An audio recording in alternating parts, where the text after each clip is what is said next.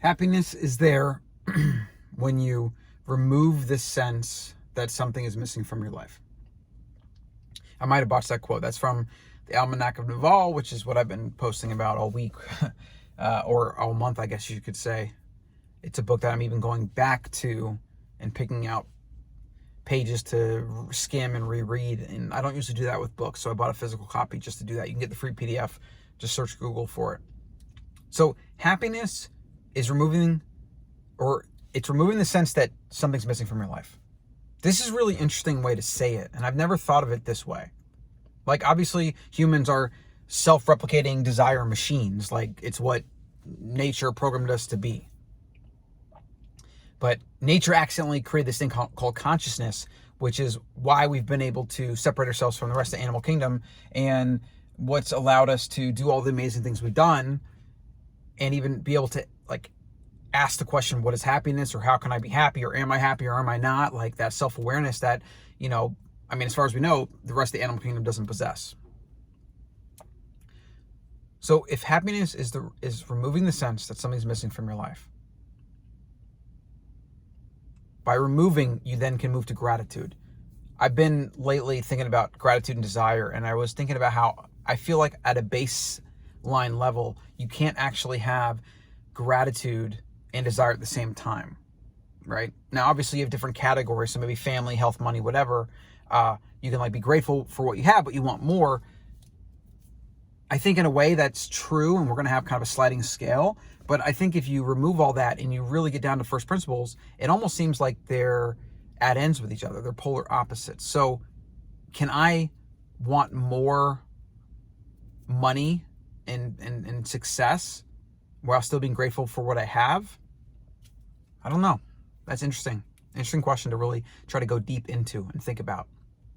And personally, with the amount of things that I have to be grateful for, and in 2020 being a stressful year, which at first didn't bother me, and then it did, and whatever, and I'm kind of now completely removing myself from it so that it doesn't bother me anymore. And getting better as a result, because obviously iron sharpens iron, and every hardship or struggle you go through is an opportunity for growth. I very much live my life based on that. But I 2 young sons, beautiful family and home, a certain kind of financial security.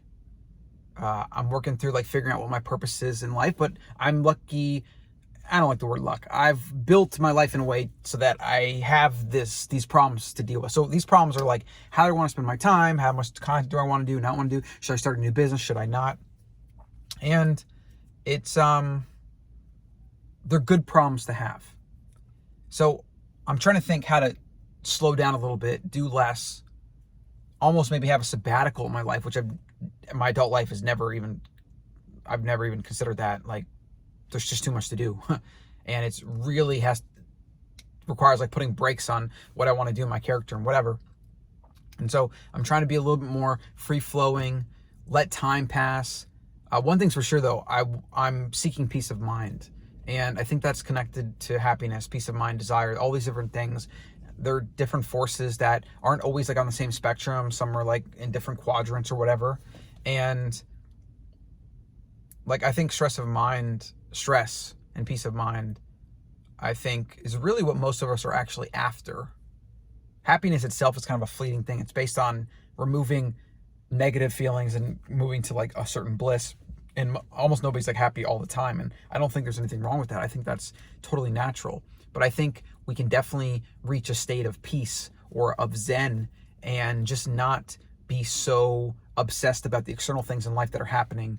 And that just comes down to a decision. And so I've studied the Stoics for years. After losing my father, that was a big thing that helped me cope. And it's that idea of you just focus on what you can control and you ignore what you can. And there is a certain peace and calm that comes from analyzing the world through that critical analysis kind of framework. What can I control? What can I not? Let me focus on what I can. And fundamentally, the past has already happened. So the only thing that I can do is adjust how I respond to it. And how I respond to it should be conducive to what I want out of life: happiness, peace of mind, etc. Right? And what you see is people get addicted to the victim mindset. They get addicted to feeling outraged and angry and mad. They get addicted to hate, and it destroys them. and they convince themselves that they're on some noble cause to make the world a better place or right the wrongs of the universe. But the reality is there's no such thing as right or wrong. That's all just opinion based on human consciousness. So it just becomes a form of self-flagellation, like masochism, just absurdity. And I don't even want to talk about it. Like, I could easily go down the political rabbit hole and talk about how stupid all that is, but it's not even worth it. It disturbs my mental state. It disturbs my peace of mind. And so I've tapped out of that game. So there's definitely been like, I would say like some ups and downs in 2020, but for me, it's been like, you have these little ups and downs, but it's still going up right to positive.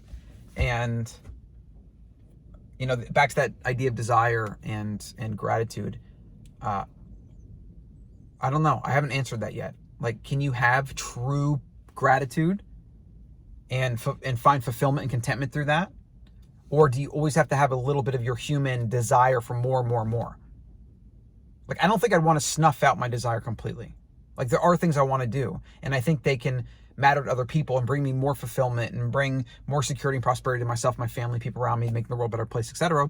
And I think that gives purpose. I think it gives meaning, and it helps with longevity, which all the research suggests having purpose and community is huge for longevity. So I do want some desire, but I want to be able to kind of think about and talk about it as I am right now and have a healthy relationship to it, and really use it almost as a tool, right? If I can use desire as a tool, I can use that tool effectively, and that tool won't then use me.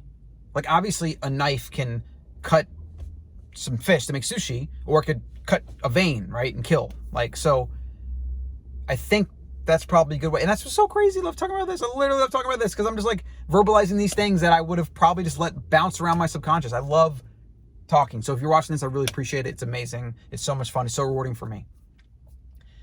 But if desire can be a tool that's used strategically, whereas most people just default to desire through their baseline primal instinct, and they have no control over it, and it consumes them, that's where I think you want to really wrangle desire and come to terms with it, and then figure out how to use it to your advantage rather than it being like a wild stallion kicking and bucking you about.